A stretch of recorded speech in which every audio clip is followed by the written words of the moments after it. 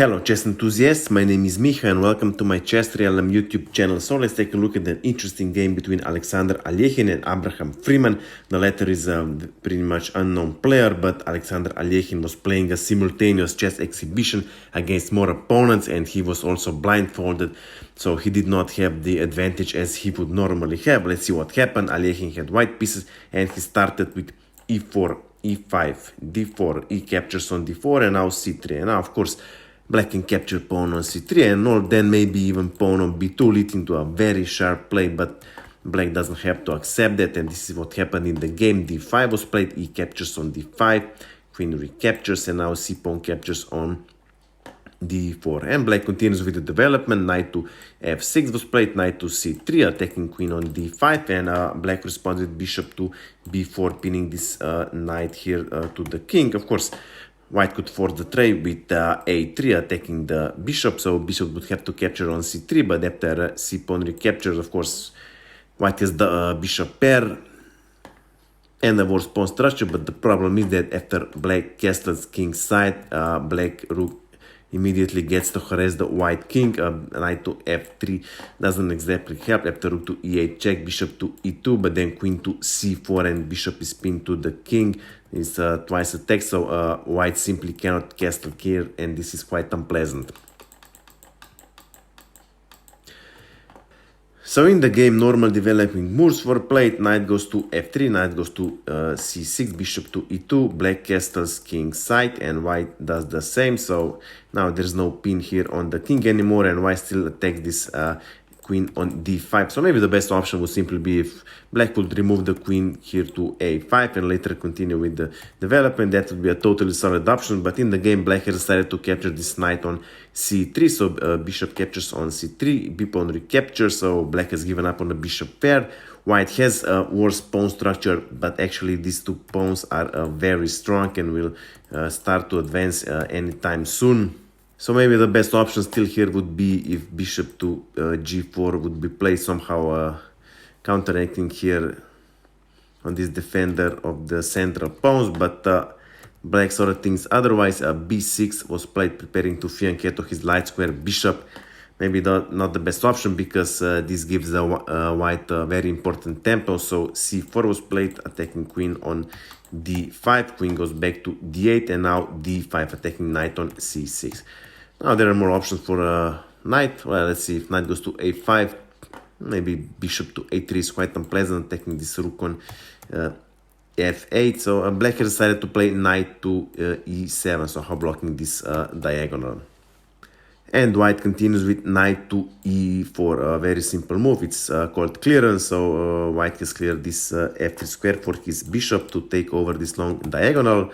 Black immediately counters with bishop to b7, taking over the long diagonal, also threatening with c6, trying to tear down this pawn chain in the center. Bishop to b2 was played, so White puts his dark square bishop on the long diagonal, and now of course Black plays c6, hoping that White will trade the pawn, so knight will recapture and Black would have a totally fine play. But here White prepares a very sneaky pawn sack. White plays bishop goes to f3. And now Black continues with his plan, so c pawn captures on d5. Now this pawn on d5 is 3 times protected, so White cannot simply recapture it. Instead, White plays rook to e1, attacking this knight on e7. Of course, pawn on d5 cannot capture on c4 because then bishop on b7 is for free, and also White threatens with bishop to a3, pinning this knight to the rook, also double attacking this knight on e7. So Black plays rook to e8, immediately putting his rook out of the pin. And now White continues with queen goes to d2. Again, pawn on d5 cannot capture on c4 because the bishop to on b7 is for free. So Black plays rook goes to b7, defending this bishop on b7, and White continues now with his attack. Queen goes to g5. Now Black has to be careful if d pawn captures on c4. Of course, bishop on b7 is protected, but here knight to e6 is the killer move, attacking queen. Well, actually threatening with mate here on g7, and if f pawn captures on e6, bishop to captures knight on f6. Again, pawn cannot capture because it's pinned by the queen, and of course white threatens with checkmate here. So the only way to stop this is, let's say, a knight to g6, but then there goes black queen. So black plays knight goes to g6, blocking this g file, and white continues with knight to f5, and we have reached the critical position in the game. Of course, white threatens with capturing this pawn, and let's say black makes a random move, let's say a6, simply pawn captures on d5, threatening with d6, later with knight to e7, very unpleasant. If let's say bishop captures, simply white would play bishop captures on f6, attacking the queen. If g pawn recaptures, rook to e8 check, king has to recapture, and after queen to f6, white threatens with checkmate. If black defends queen to f8, then this bishop on d5 is for free.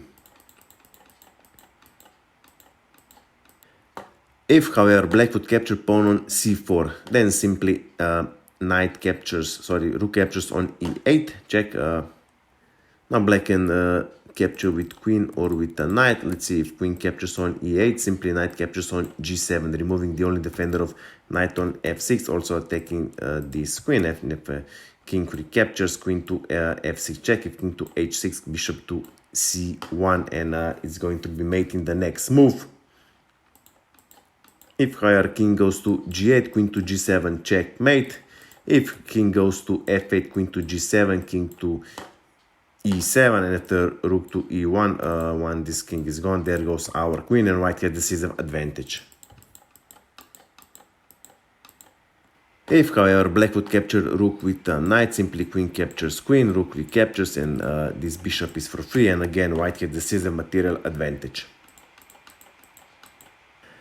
Now the best option here for black would be if black would simply play knight to e4, double attack on this queen, trying to force the exchange of queens. And if, for example, white wants to keep the tension after queen to h5, simply f6. Now this long diagonal is totally blocked, and here black has a totally fine play. Let's say even if c-pawn captures, simply knight to e2, trying to trade more materials, and black is totally fine here. In the game, however, black plays rook captures on e1, check. So rook recaptures, still maybe here was a chance to play knight to e4, black misses it.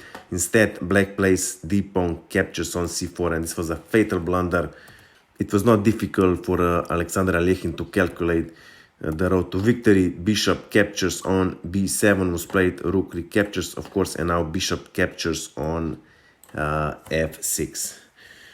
So black is a piece down and has to recapture this piece somehow. Well, let's see. If queen captures on f6, simply we would have mate in 3, rook to mate in 4, rook to e8 check, knight goes to f8, that's the only move, and after knight to h6 it's check. If king goes to h8, rook captures on f8, it's checkmate. If, however, queen captures on h6, then rook captures on f8, king recaptures, and queen to d8 checkmate. So in the game, black captured the bishop with the g pawn, and now we have mate in 3 again. Alekhine played queen to h6, threatening checkmate here on g7. Black responded with queen to f8 defending, but now after rook to e8, of course if queen captures on e8, queen to g7 checkmate. If black doesn't do anything, let's say random move, queen to g7 again checkmate. Either way, in this position, black realizes all hope is gone and resign the game. So I hope you liked this video. I hope you have learned something. If you have any questions, my email is below in the description. Of course, I invite you to visit my Instagram page. That's it for now, and see you soon.